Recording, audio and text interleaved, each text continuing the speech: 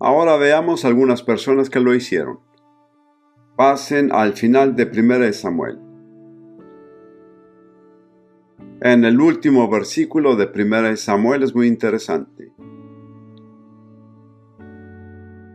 Yo era pastor en Inglaterra, en Londres, cuando decidí que iba a ayunar durante una semana.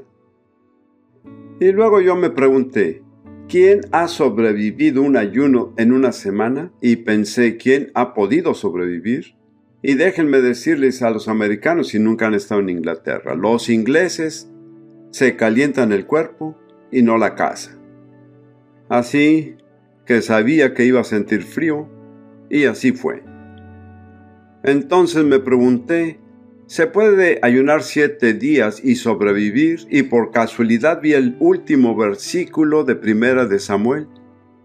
Y dice acerca de los hombres de Jabes de Galaad, y tomando sus huesos, los huesos de Saúl y sus hijos, los sepultaron debajo de un árbol en Jabes y ayunaron 7 días. Esas son las últimas palabras de Samuel. Me dije a mí mismo, si ellos pudieron, yo también puedo. Eran agricultores. Tenían que mantener el ganado así como sus otros deberes agrícolas. No podían quedarse sentados sin hacer nada. Y ayunaron 7 días. Y Dios abrió mi corazón y mi entendimiento para ver lo revolucionario que es esto. Estas 3 o 4 palabras al final de 1 Samuel. Porque 1 Samuel es la historia de Israel, es el libro de la decadencia, la división y la derrota. Y al final de Samuel, los filisteos habían derrotado a los israelitas y los habían expulsado de sus ciudades atrás del río Jordán. Y David, quien era la única esperanza de la nación, regresó a Siclag y encontró que los amalecitas habían tomado la ciudad, la quemaron llevándose todas las mujeres y los hijos de David y sus hombres. Un momento de mayor desastre no se puede hallar. Pero si se fijan en 2 Samuel es todo lo contrario. Es un libro de recuperación, reunión y victoria. ¿Y cuál fue el momento decisivo? Fueron los hombres de Jabes. No creo que se pueda enfatizar de más la importancia del ayuno. Eso es lo que realizó el cambio, el momento decisivo. Vamos a ver otros ejemplos. Vamos a ver aquel personaje bien conocido, Jonás. Jonás, capítulo número 3. Seguramente muchos de ustedes conocen la historia de Jonás. Él fue un profeta. Y Dios le dijo que se fuera a Nínive hacia el este, y se levantó y se fue al oeste, a la dirección opuesta.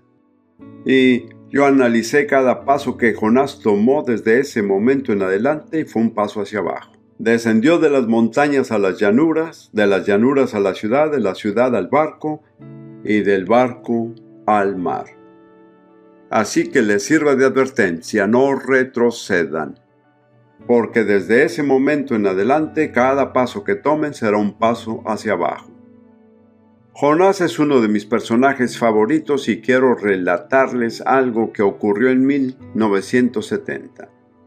Pudo haber sido en 1971. En los primeros días del rocío del renacimiento carismático, cuando el rocío aún estaba fresco en la hierba y que ahora se ha evaporado. Y me asocié con 3 predicadores muy conocidos: Bob Mumford, Charles Simpson y Don Basham. Digamos que fuimos muy sencillos, pero les dejamos muy claro a todos que Dios nos había juntado. Básicamente fue una amenaza para todos en el cuerpo de Cristo. Y en ese tiempo, Dennis Bennett, el rector de la Iglesia Episcopal de San Lucas en Seattle, Washington, fue uno de los líderes estrellas del movimiento carismático.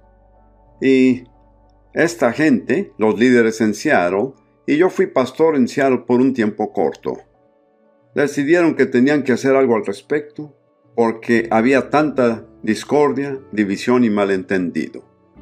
Así que invitaron a los predicadores carismáticos que andaban viajando por los Estados Unidos como barcos que pasan en la noche y nunca se encuentran, a que vengan a Seattle para estar juntos por 3 o 4 días. Nos dijeron que no tenemos dinero para pagarles los gastos, pero cada noche los vamos a mandar en parejas a una iglesia local y de ahí podrán recaudar el dinero para sus gastos. No fue nada espiritual el propósito de mandarnos, pero fue lo que fue. Y nos garantizaron que nunca saldrán 2 veces con el mismo predicador. Bueno, la primera noche salí con Larry Christensen, la segunda noche salí con Larry Christensen, la tercera noche salí con Larry Christensen. Bueno, tienen que saber que, y Juanes y Erna lo comprenderán, por los antecedentes de mi esposa, que fue luterana danesa, los luteranos, bueno, en realidad un pastor luterano era como una capa roja para un toro. A Lidia le llevó casi hasta el final de sus días para superarlo. Así que yo no creía que hubiera buenos luteranos. Tengo que admitirlo con toda vergüenza. Pero después de haber estado 3 noches junto con Larry Christensen, pensé, tengo que estar de acuerdo en que por lo menos hay un luterano bueno, y hemos sido amigos desde entonces. Pero como sea, nos sentamos ahí. Éramos unas 30 o 40 personas reunidas en una habitación grande, y nos mirábamos unos a otros, sin saber qué decir. Pero uno de los hermanos católicos dijo, tengo que decirles, hermanos, la verdad, les tengo miedo a todos. Todos dijeron lo mismo.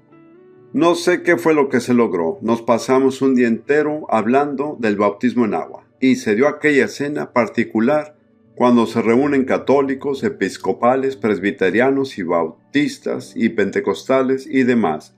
El bautismo en agua era un tema extremadamente polémico. Se pasaron medio día en el tema de los demonios enfocándose en mí.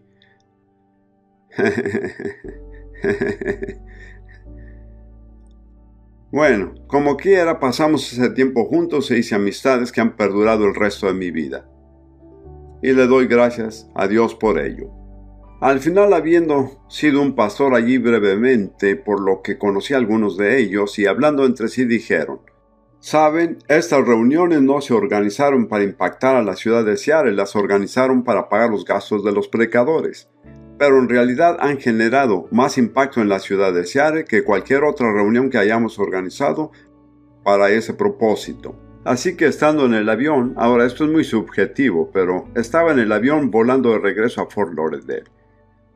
Y estaba casi meditando, ¿por qué las reuniones que no fueron organizadas con el propósito de impactar a la ciudad hicieron más impacto en la ciudad que las reuniones que sí fueron arregladas? Y sentí que tuve una conversación breve con el Señor, eso es subjetivo.